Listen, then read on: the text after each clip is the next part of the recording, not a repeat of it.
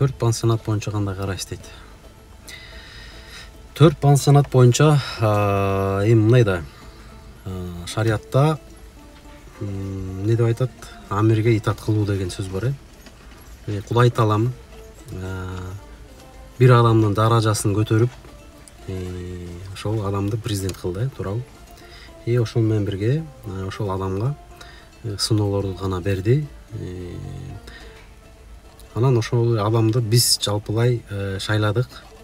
Анан шайлап алып эле, анан ар бир кылган ишине мындай кылба, тигиндей кылба деп акыл үйрөтө бергенден да калыс болушубуз керек да.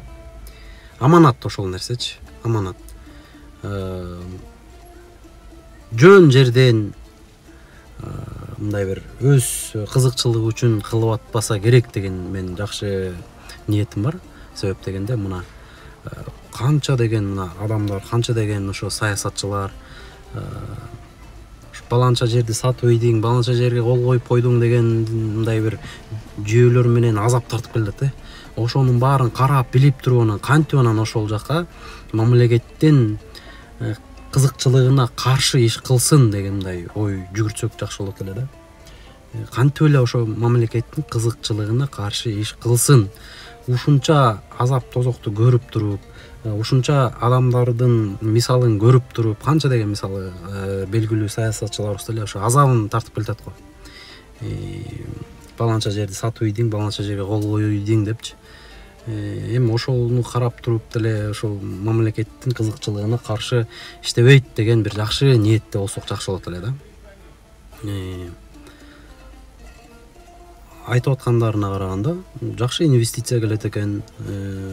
Жергиликтүү калктын 80% ошол жерде эмгек кылат экен.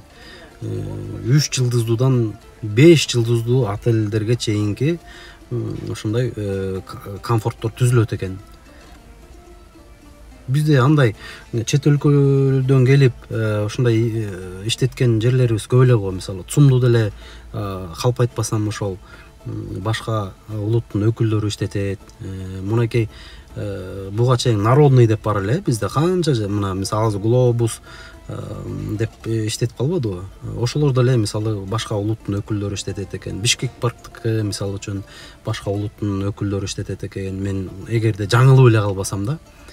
Иштеп атат го, кыргыздар эмгектенип атат, сонун шаардын көркүнү мына налогун төлөп атат.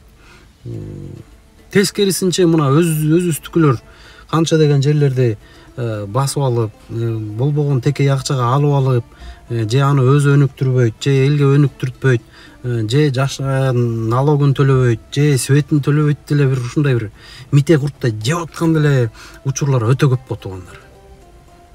Ошону мындай бир жакшы ниет менен, жакшы ой менен жакшы карасак жакшы болот эле да. Шайладыкпы? Демек ишенелик. Ошондой менин оюм.